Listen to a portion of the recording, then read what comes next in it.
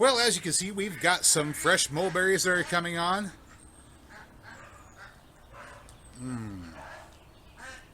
Of course, I have to enjoy them while I can, because if I leave them on there too long, chances are a bird's going to get to them. Those are good. But mulberries aren't the only fruit that we have coming on right now. We have all kinds of fruits that are starting to appear at this time in the year. Let's have a look. Alright, so here we go. Strawberries, some fairly large ones. I think I can get away with picking these. Let's go ahead and have a couple of strawberries. Just a few little strawberries here. That's all. This is a Fragria ex Fragria subcultivar Albion ever-bearing strawberry. Of course, strawberry plants typically don't produce a lot of large fruit. Most of them, whenever they're grown from seed, produce tiny little things that are mostly seeds. And I can show you a few of those here in a moment. But then we have a few more strawberries from this area. This area is also the place where I want to be on the lookout for flushes of our wine cap mushroom that will like to pop up in this area too, because it's a fairly moist and well shaded spot. It's just a question now of whether there was enough material for them to run properly. Boy. And if we're going to hit the appropriate temperature to produce mushrooms. All right, so here we go. There's some fruit so far. These guys are just producing a lot right now. This one's trying to make another bundle. He's trying to do his thing. Let's go ahead and help him. And just like that. There we go. That's all it took. Just going to make another bundle of onion plants. But I can take some of these early shoots like this as they begin to branch off. Leave the top sets, take the shoots.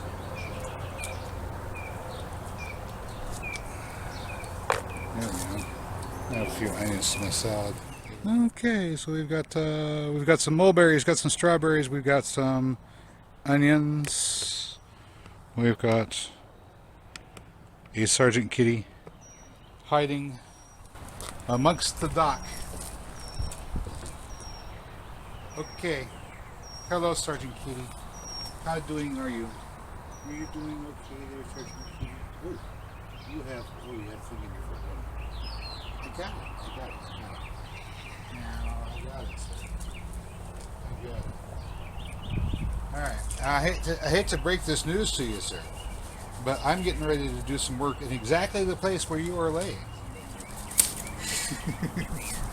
So the ducks like to eat the dock, where it's about this point the seeds are quite tasty.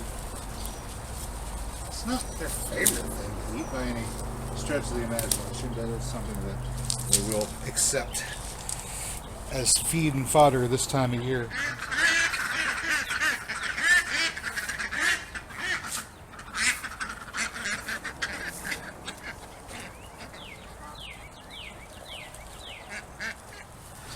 Oh, here we have, there's one of our little garden helpers hopping along there. Hello there, sir. You get to work. Let me go ahead and take this. See, this is alfalfa. Alfalfa, you don't need the pellets. If you have your own supply, you just cut it, chop it, and drop it. Now you can grow it as a ground cover alongside everything else that you want to grow, right? Leave that as a ground cover, and so it will grow and get big and reproduce and be there year after year. It's a perennial. And then some of it you chop and you drop and you use it to feed and fertilize with. And you don't have to keep on buying this stuff because you have your own supply. All right, let me get back in here just a touch, and we're going to go ahead and get a little bit more light on these daylily plants here. So we're going to cut bare in between them, and I'll lay that out in front here. So as that decomposes, it'll keep on feeding this little bit here. I guess the frog or the toad didn't want to hang around for this operation. So I have a lot more of this. Okay, now that's a citrus right now. We're going to pull that out. I have a lot more of this alfalfa coming up underneath. And it's fine because it's coming up underneath the sunflower. sunflower will outcompete it for sunshine. So I'm not concerned about the alfalfa with the sunflower. All we're doing now is just creating space in the layers in our little food forest here. And yeah, this is a herbaceous layer and ground cover layer that we're working with at the moment. And this is where the importance of having a human to tend the garden comes into play, because these plants can be helped out the most with some tending. Not a lot. Not backbreaking labor. There we go. Here in another couple of weeks, we'll be receiving flowers in abundance, edible flowers from those daylilies. Safflower down here, sunflower here, and this puppy, this is the Alex Mingus dahlia, dinner plate dahlia. Supposed to have a spectacular red bloom. It's budding up right now, and we're going to need to get it some support. So give me a moment. I'm going to grab a bit of twine, and we are going to give this a little restraint so it can't damage itself whenever we get high winds. This is a relative of autumn olive. It is Elaeagnus multiflora, otherwise known as the gummy berry. You guys can see the fruit here. They are red right now, but they are not ripe. It'll be about another month or so before they become ripe, but they are fairly abundant and really pretty good once they ripen up. But we will not be picking these right now. I just wanted to show them off because they're pretty. Over yonder, there's more of the helianthus. There is an almond tree there, daylilies, more cannas, orphan, what's that? Asparagus right there, more canna, daylilies. That tiny little solar panel there powers this tiny little burbler here, and this is just a 50-gallon tank with a couple of goldfish in it to keep the mosquitoes in check and provide our local wildlife population a place where they can get some surface water. And that is what we have going on here. Ultimately, these little tiny pump setups, they were about maybe $12 a piece off of Amazon. I got a pair of them.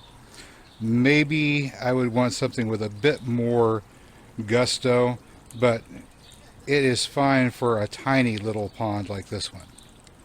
So this is a tiny pond. Alright, so here we have next to it, of course, you can see the little strawberries starting to grow here in this area that stays fairly shady.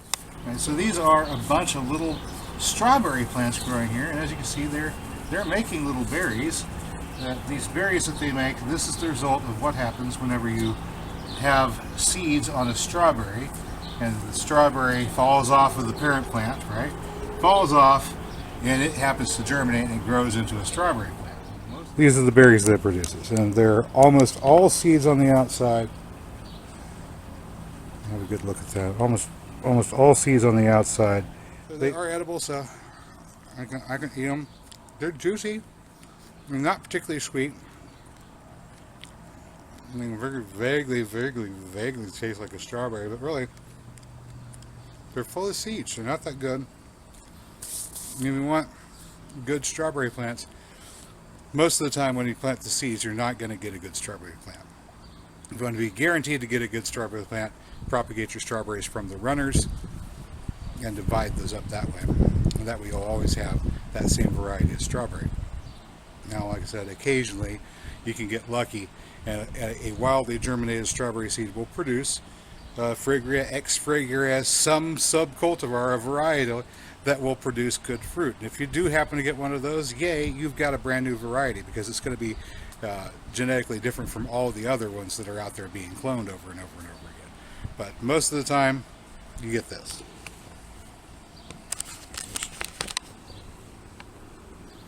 Full carpet, lots of strawberries, no fruit that you can eat.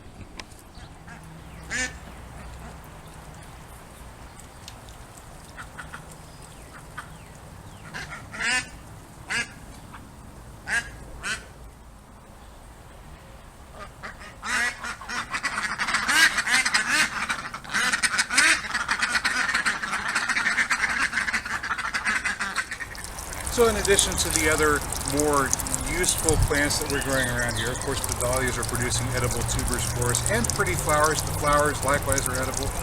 The spiderwort there has edible flowers and edible leaves. We can eat that as well. Daylilies produce edible flowers. We get strawberries, of course onions, sweet potatoes we're cultivating here as well, mints, lots and lots of onions over here.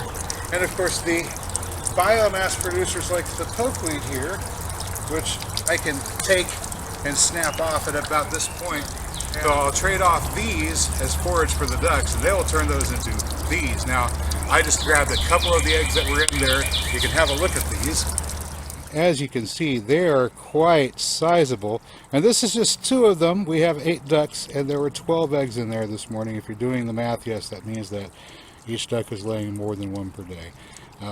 They are laying machines. I have more eggs coming than I know what to do with, and I feed them weeds.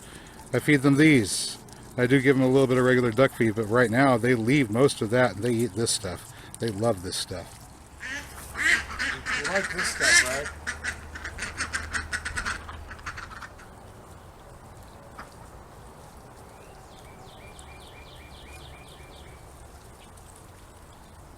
Well, all right, good people. You know, with these eggs and the onions that we picked and the greens that we picked and the fruits that we picked, of course, you got to see some of the ones that are coming up that we'll be able to take advantage of. And of course, we can thin more and more of these greens. We have daikon radishes over here that I can pick 1 radish, and that's an entire salad by itself. The greens and the radish together. 1 entire salad all by itself, and I have a yard full of this stuff over here. So we certainly earned our daily bread today. I'm going to go ahead and make up a little scramble for myself and take care of that belly of mine. I hope you guys had a good time enjoying this tour of our garden. And if you found the video informative or entertaining, you know what to do. I will catch you next time. But until then, get out there.